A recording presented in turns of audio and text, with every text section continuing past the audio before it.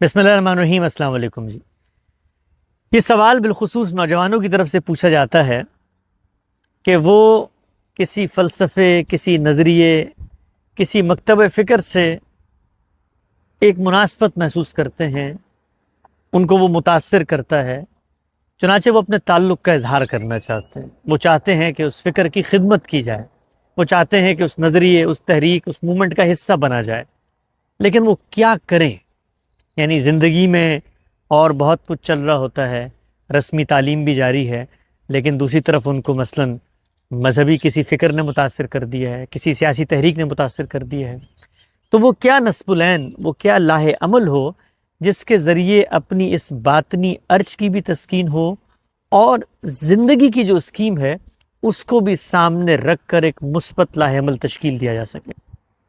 میں بطور نوجوان اپنے تجربات اس حوالے سے شیئر کروں گا اور یہ بتانے کی کوشش کروں گا کہ ہر نوجوان جس کے سامنے ابھی وقت کی مہلت موجود ہے، جس کے سامنے کام کرنے کا ایک بڑا موقع اور امکان موجود ہے، اس کو کیا چیزیں پیش نظر رکھنی چاہیے ہیں میرے تجربات کی روشنی میں۔ کیا وہ بطور نوجوان ایسے راز ہیں جو وقت کے ساتھ ساتھ کھلتے ہیں اور ایک صاحب شعور آدمی ان کو سامنے رکھ کر ان سے کچھ سبق حاصل کر سکتا ہے۔ دیکھیے، زندگی کی سب سے پہلی اور بنیادی جو حقیقت ہے وہ معاش ہے۔ آپ کا معاش، مال، پیسہ، جس کے ذریعے سے آپ نے زندگی گزارنی ہے۔ ہم نوجوان عام طور پہ اس سے بہت غافل ہوتے ہیں۔ ہمیں لگتا ہے کہ کسی نظریے سے ہم متاثر ہو گئے ہیں، کسی نقطہ نظر کی جذباتیت پہ ہم مطلع ہو گئے ہیں، اب کھانے پینے کا بندوبست کر لے گا، اللہ تعالیٰ کر لے گا، وقت کے ساتھ ساتھ ہو جائے گا تو ٹھیک ہے، نہیں ہوگا تو کوئی بات نہیں۔ لیکن یہ حقیقت پسندی نہیں ہے، اس لیے کہ آپ آج اکیلے ہیں، مجرد ہیں۔ آپ کے والدین، کل آپ کو شادی ہوتی ہے، آپ کے بچے، آپ کا خاندان، آپ کا گھر، یہ سب آپ کی ذمہ داری بن جاتے ہیں، اور پھر خود آپ کو ایک وقت تک تو اس لاوبالی پن میں زندگی گزار سکتے ہیں، لیکن ایک وقت ایسا آتا ہے کہ جس وقت پیسہ اور مال ہی ہے جو سوسائٹی میں آپ کو ارادے اور اختیار کی طاقت کو قائم رکھ کر کھڑے رکھنے کی صلاحیت دیتا ہے۔ ورنہ شب و روز تو اسی میں گزر جائیں کہ کھایا کہاں سے جائے اور پکایا کیا جائے اور بل کیسے ادا کیے جائیں۔ تو زندگی کی سب سے بڑی بنیادی حقیقت وہ معاشی طور پر خود مختار، معاشی طور پہ فعال اور معاشی طور پہ اپنے پیروں پر کھڑا ہونا ہے۔ پہلا سوال جس کو ہر نوجوان کو حل کرنا چاہیے ہے کہ وہ زندگی میں کمائے گا کہاں سے، کھائے گا کیا، وہ کیا ہنر، وہ کیا پیشہ، وہ کیا کاروبار، وہ کیا کام ہے جس کے ذریعے سے اس کا گھر چلے گا۔ یہ پہلا فیصلہ ہے جو اس کو کرنا چاہیے۔ اس کے لیے اگر اس نے فیصلہ کر لیا کہ میں نے ڈاکٹر بننا ہے، انجینئر بننا ہے، آرٹسٹ بننا ہے، سائنسدان بننا ہے، تو پھر رسمی طریقہ کار، لکھا پڑھا ایک طریقہ ہے کہ جس میں آپ نے ایکسل کرنا ہے۔ گویا وہ آپ کا بنیادی مقصد ہے زندگی گزارنے کا، بنیادی مقصد ہے۔ اب آپ نے ایک اچھا ڈاکٹر بننا ہے تاکہ آپ اس کے ذریعے اپنی معیشت کا بھی بندوبست کر سکیں، آپ نے ایک اچھا سائنسدان بننا ہے، آپ نے ایک اچھا آرٹسٹ بننا ہے۔ اس کے بعد یہ معاشی مسئلہ حل ہو جاتا ہے، کسی بھی طرح سے حل ہو سکتا ہے۔ آپ پیشے کے لحاظ سے حل کر سکتے ہیں۔ بعض اور صورتیں، ایک شخص یہ کہتا ہے کہ میرے پاس میرے دادا کی اتنی جائیداد ہے، کرائے آتے ہیں اور پراپرٹیز ہیں اور بزنس چل رہا ہے، تو میرا معاشی مسئلہ حل ہے۔ تو اب وہ دوسرا مرحلہ آتا ہے کہ جس پر آپ نے غور و فکر کرنا ہے، پہلے مرحلے کو، پہلے فلٹر سے اپنی زندگی کو گزار کے۔ دوسرا مرحلہ یہ ہے کہ اس بات کا جائزہ لیں کہ آپ میں کیا کرنے کی صلاحیت رکھی گئی ہے۔ یہ بات بظاہر بہت بوجھل محسوس ہوتی ہے، لیکن زندگی کی دوسری بڑی حقیقت یہ ہے کہ اپنی صلاحیت کو جانا جائے۔ ہم لوگ بالعموم بہت بڑے بڑے خواب دیکھتے ہیں۔ بڑے خواب دیکھنا کوئی بری بات نہیں ہے، لیکن بڑے خواب دیکھنے کے لیے یہ ضروری ہے کہ آپ میں وہ صلاحیت موجود ہو جو بڑے خواب کو پورا کرنے کے لیے درکار ہے۔ مثلا میں اگر پوری زندگی یہ خواب دیکھتا ہوں کہ میں علامہ اقبال جیسا شاعر بننا چاہتا ہوں، لیکن اللہ تعالیٰ نے میرے اندر شاعری کا ہنر اور مادہ ہی نہیں رکھا، تو یہ در حقیقت میں نے اپنی صلاحیت کو غلط سمجھے ہوئے ایک غلط خواب تعبیر کر لیا ہے۔ تو ہمیشہ اس بات کا جائزہ لیں کہ آپ کے اندر صلاحیت کیا ہے۔ آپ یہ دیکھیے کہ ہر فیلڈ کے اندر، مطلب ادب ہی کی فیلڈ کو لے لیں، اس میں صلاحیت میں اتنا تنوع ہے۔ صلاحیت اللہ کی طرف سے بھی دی جاتی ہے، اور اس کے بعد انسان اس کو اپنی شخصیت اور اپنی طبیعت کے لحاظ سے دیکھتا ہے کہ کیا اس کو پالش کرنے کی بھی اس میں ہمت ہے۔ مجھ سے اکثر نوجوان یہ پوچھتے ہیں ہم دین کا عالم بننا چاہتے ہیں، کوئی دو چار علماء کی گفتگو سن کے متاثر ہو جاتے ہیں، تو میں ان سے پہلا سوال یہ کرتا ہوں کہ کیا آپ کے اندر یہ صلاحیت ہے، کہ آپ کو یہ طاقت میسر ہے کہ آپ 2 گھنٹے 3 گھنٹے 4 گھنٹے ایک کتاب کا مطالعہ کر سکیں؟ کہ آپ ایسا کرتے ہوئے بور تو نہیں ہوتے؟ تو وہ آگے سے کہتے ہیں کہ نہیں، ہم تو 2 صفحے پڑھ کے بور ہو جاتے ہیں، ہمیں تو بس ویڈیوز دیکھنا اچھی لگتی ہیں۔ تو میں ان کو بتاتا ہوں کہ یہ جو آپ کی صلاحیت ہے، یہ دین کا ایک سکہ بند عالم بنانے کے لیے موافق نہیں ہے۔ اس میں کوئی شرم کی بات نہیں ہے، اس میں کوئی ہچکچاہٹ کی بات نہیں ہے۔ اللہ تعالیٰ نے اگر سارے انسانوں کو ایک ہی طرح بنانا ہوتا تو سب کو یکساں صلاحیتیں دے کے پیدا کرتے۔ یہ دنیا کی جو رنگا رنگی، اس کے اندر جو تنوع، یہ جو بوکلمونی ہے، یہ پیدا ہی ایسے ہوتی ہے کہ ہر ایک کی منفرد صلاحیت ہے۔ تو دوسرا کام زندگی میں جو کرنے کا ہے وہ یہ کہ صلاحیت کو جانیں۔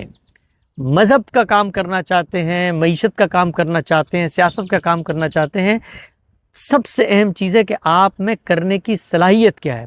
دیکھیے ایک آدمی بہت اچھا عروض کا ماہر بن سکتا ہے، شعر کا وزن نکال سکتا ہے، لیکن وہ اچھا شاعر نہیں بن سکتا۔ وہ بڑے شعراء پہ تنقید کر سکتا ہے، لیکن اچھا شعر نہیں کہہ سکتا۔ تو صلاحیت کو جانے بغیر اگر آپ کسی میدان میں قدم رکھیں گے تو اس کا نتیجہ کیا نکلے گا؟ اس کا نتیجہ نکلے گا کہ کچھ عرصے بعد آپ ایک کم صلاحیت کے ساتھ اس میدان میں اپنا ہنر آزما رہے ہوں گے، اور معاشرہ اس بارے میں بہت حساس ہے۔ وہ کھوٹے کو تو قبول کرتے نہیں، کھرے کو بھی بڑی مشکل سے کرتا ہے۔ تو آپ یہ دیکھیں گے کہ ایک بڑی ریزنٹمنٹ کا آپ کو سامنا ہوگا۔ آپ مثلا مذہب کے ایک مجتہد بن کے کھڑے ہو گئے معاشرے میں، لیکن آپ نے نہ زبان سیکھی، نہ آپ کو ماضی کی تاریخ کا علم ہے، نہ اپنی تراث اور اپنی جو تاریخ ہے، اپنی جو تہذیب، اپنی معاشرت، اس کے ساتھ کوئی لگاؤ ہے، نہ محنت کا جذبہ ہے، اور ادھر ادھر سے 2-4 چیزیں سن کے آپ اس کو بیان کر رہے ہیں، تو یہ اصل میں آپ نے غلط صلاحیت کا استعمال کر کے غلط میدان کا انتخاب کر لیا ہے۔ اب آپ کی ناکامی مقدر ہے۔ لیکن اگر مجھ میں یہ صلاحیت ہے کہ میں کسی کی بات کو پڑھ کے پہنچا سکتا ہوں، میرے پاس آواز اچھی ہے، تو اب میں بڑی سے بڑی فکر کے لیے ایک وائس اوور آرٹسٹ بن سکتا ہوں۔ میری یہی صلاحیت ہے کہ جو دنیا میں مجھے میری فیلڈ کے اندر ایکسل کروا دے گی۔